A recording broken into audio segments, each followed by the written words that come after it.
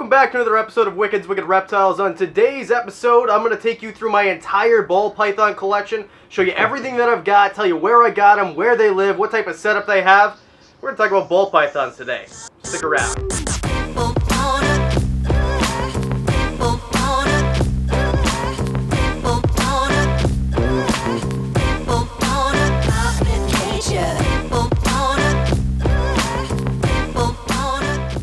Ball pythons is something that I wanted to get into when I was a little bit younger. I had 30 ball pythons at some point, and I got rid of most of them because I realized that breeding ball pythons isn't what I got into reptiles for. What I got into reptiles for was fascination about reptiles and being able to keep these amazing species of animals. And ball pythons are no different. They might be the most common or one of the most common species that you can keep in captivity anyway.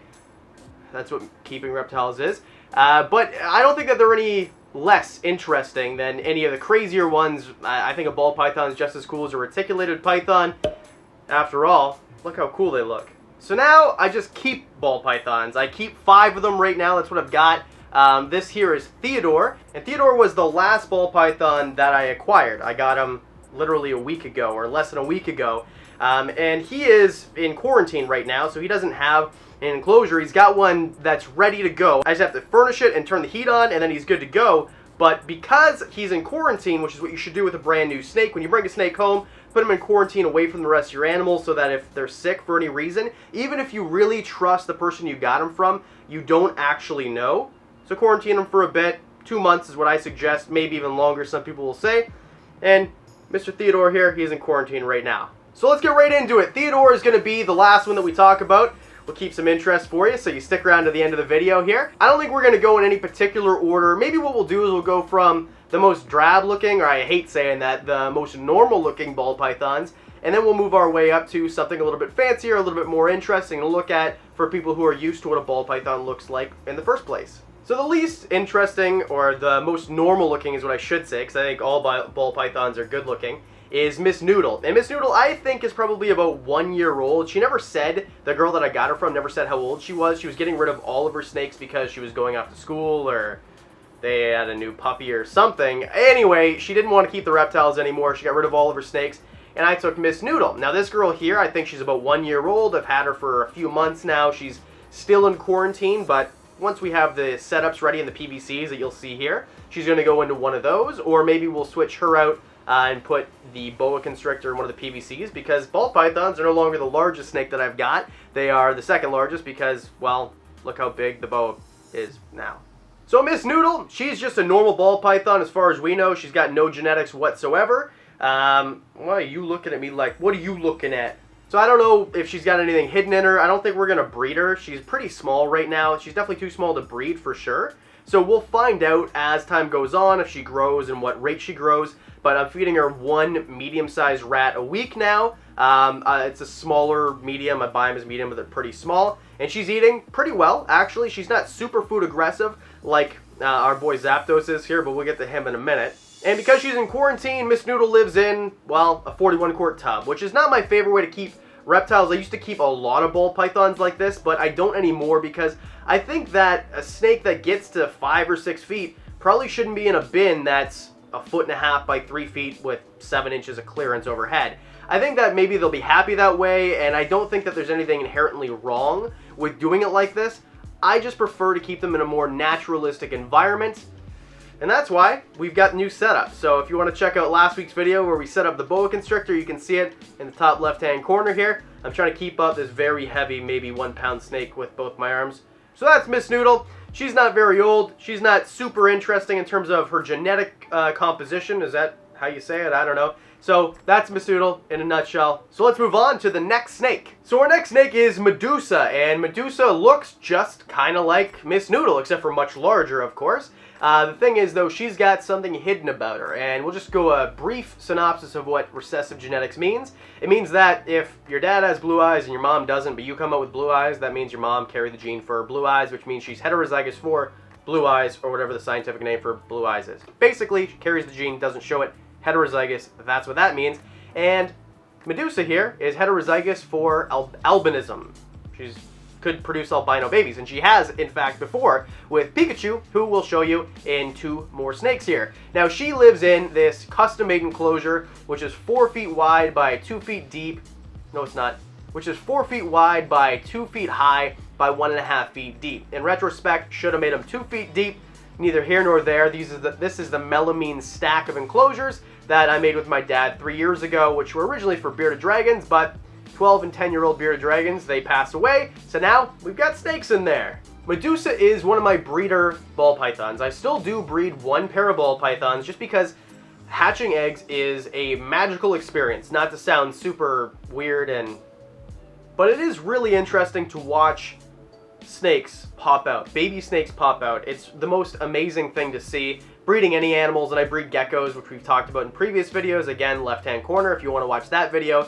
And hognose snakes are going to pop out in the next, I would say, 12 days or less. So next week, come back. We're going to talk about little baby hognose snakes, I should say. But Medusa is a 5-year-old. I got her at the same time as Pikachu. I've had her for 3 years now, so that means that she was bred pretty young. When I got her, she was really underweight, and I fed her, and I fed her, and I fed her. And this year, I tried to breed her.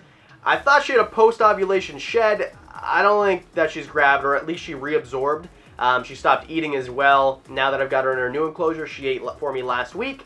So we'll see what happens, but this is her custom enclosure that we refurnished. I think we're going to do a video about how to set up a ball python. We'll make it a little bit more elaborate than what you're looking at right now. If you think that's a good idea, put it in the comment section below if that's something you want to see. And that brings us to our next snake. Now, our next snake, we're not quite at Theodore, which is his name, by the way, yet. Pikachu. Pikachu is the mate for Medusa. He is a albino ball python. If you've ever seen one before, you know exactly what he is. Theodore wants to know what's going on with the light over there. I love this snake. I'm so glad that I picked him up. So Pikachu here, he is 5 years old as well. I got him 3 years ago, which means, again, he was bred probably too young. You can breed ball pythons a little bit sooner than you can females. Females, I'd wait 3 years, and then males 1.5 years. So he's probably good to go. But they did produce eggs. They produced, from what I was told anyway, albino babies, 2 of them, and then the other 3 in the clutch were just normal looking and heterozygous for albinism. And Pikachu, right now, he's living in a tub system just because I haven't got the PVC enclosures fixed up with the right heat yet. I thought that the heat underneath was going to be enough, but for a ball python, it's really not. They're only getting to about 80 degrees on the hot side, and I'd like it to get a little bit warmer than that. You can watch the ball python, how to care for your ball python care guide, whatever I called it, up in the left corner here. It was actually a great video. I'm pretty proud of that. I think I really nailed it in terms of how to keep a ball python healthy anyway. Pikachu, again, I've had for 3 years because I got him at the same time as I got Medusa. When I picked them up, I got them from a person who was moving to BC, and she was getting rid of all of her animals. She had them in like a big bin that you'd store like clothes in that you have for the summer or whatever. You know, like one of those tubs that doesn't fit into a rack with just a piece of, well, I guess a heat mat underneath it. It wasn't really the best environment, I don't think, for ball pythons, and they were together and there was no substrate, and it was just a bad situation. So now he's going to have a nice PVC enclosure. We can take a look at him. It'll be lit. It'll have a radiant heat panel. It'll have a hotspot on the bottom for heat tape. It's going to be a paradise for ball pythons. Stick around for the channel. Hit subscribe because we're going to do that video in a few weeks. He is, unlike Medusa, pretty calm and easy to handle. Medusa is very hissy. She doesn't want to be handled. She's pretty big. She's definitely the biggest one for sure. Pikachu is my second biggest, I would say. And that's basically Pikachu. So, what's up, Pikachu? This guy here, this is Zapdos. Zapdos is the second to last ball python that we're going to talk about today. He is the second to newest edition that I got. I got him at a Reptile Expo about 2 months ago. He just came out of quarantine, and now he's in this enclosure that we set up last week. What an amazing enclosure this turned out to be. It's still not done. I want to add some more fake plants. The dollar store was just out of the ones that I wanted. So we're going to make it look a little bit better than it does right now, but it's definitely doing what it needs to be done. We have a little bit of heat transfer from the bottom bulb, so he's got a little bit of a hot spot, but nothing crazy. And then most of his heat's coming from a bulb, a 50-watt halogen bulb on the top, which makes his hotspot exactly where you want it to be. Again, check out the video if you want to know what hotspot, cool side, and all that is for ball pythons. And of course, he is a banana ball python. I love this morph. I got him from a rescue. I guess the rescue rescued him from a home in Montreal where he was abandoned. So with rescues, it's really interesting because I asked, can I breed this animal? And they said, yeah. Like, most of them will not let you breed the animal, or they make you sign off on something that says that you can't. That's not the case. So if Pikachu won't go with Medusa, I'm going to get Mr. Zapdos to go with Medusa, because banana ball pythons are a incomplete dominant. To correct myself, I called it a co-dominant a few weeks ago. Incomplete dominant, which means that on average, 50% will show up as bananas, the offspring, when you breed them to a normal-looking snake. Zapdos is by far the most ferocious eater, if we can call it that I've ever had for a ball python. As soon as he smells it, it's like a shark to blood. He is right there, right on it. But you have to dangle it from him. You have to tongue feed him, because if you just toss it in, like most of my other ball pythons will have no problem eating, he won't touch it. It's weird. Like, Medusa's actually the same. We just got her off of live, but I have to tongue feed her, which is fine. There's no problem. But this guy, he's crazy. Like, he'll strike all the way around it. He'll strike at the glass if you're walking by it. It's just because the rat isn't moving, he doesn't want anything to do with it. I have to warm him up, of course, which is also another great thing to do. In the description below, there's a video about how to get your animals, your snakes especially, to eat if they're on hunger strike. But I can't say enough good things about Zapdos. He's pretty calm unless there's food around and he smells food. Then keep your hands away, otherwise he's going to try to eat you. This guy, I'd say he's about 4 feet long. He almost spans the entire length of the enclosure that he's in right here. So he's a pretty good size. He's probably not going to grow anymore. I'd say about 3 years is my guess. That's what they guessed at the animal rescue as well. Whereas Pikachu, he's probably 4 feet as well. Medusa's well over 5 feet. She's a big, big girl.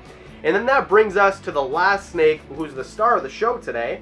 This is Theodore. And Theodore is a lesser ball python. I've had 2 lessers before. The idea is if you put a lesser to a lesser, you can actually get what's called a blue-eyed leucistic, or a blue-eyed Lucy. Didn't have those odds. I literally got 5 eggs. All of them were lessers. So eventually I got rid of them. The biggest snake I ever had was a female lesser. She was over 3,000 grams. She was an absolute cow of a ball python. But she had to go with the rest of my collection when I sold them all off. And now 5 is enough. The reason that I got Zapdos, or the reason that I got Theodore, is simply because I saw on Kijiji someone was giving her snake away for free. She was going to school, and she was taking really good care of him. I went there to pick him up. She wanted someone who really knew what they were doing and cared for the animals. I shot her my YouTube link, and I was the lucky winner of, or not winner, but the lucky new home of Theodore, and we kept his name because look how cute he is. I mean, Theodore is a great name for this guy, I think. And Theodore, I would say probably about a year old, judging by the size of him, maybe 15 months, 16 months type thing. I guess he ate every week, and he was supposed to eat yesterday, but I wanted to do this video today. So he's going to eat tonight when I put him back.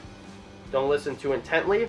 Snakes don't have ears. And Zapdos, like I said before, is in quarantine because he's brand new. I trust the girl 100%, and I don't know if she had any other snakes. I know she had a turtle, so he probably doesn't have mites. He doesn't have an RI, I don't think. I checked.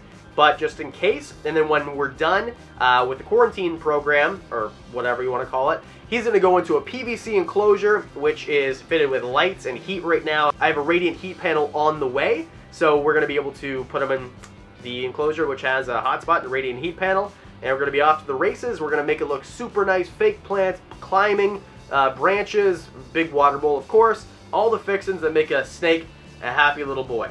I think that about does it for this week's episode of Wiccan's Wicked Reptiles. I can tell Theodore wants to go back to his home. He's getting pretty antsy. This is the first time I've really had him out to hold him for an extended period of time, longer than, say, 10 minutes.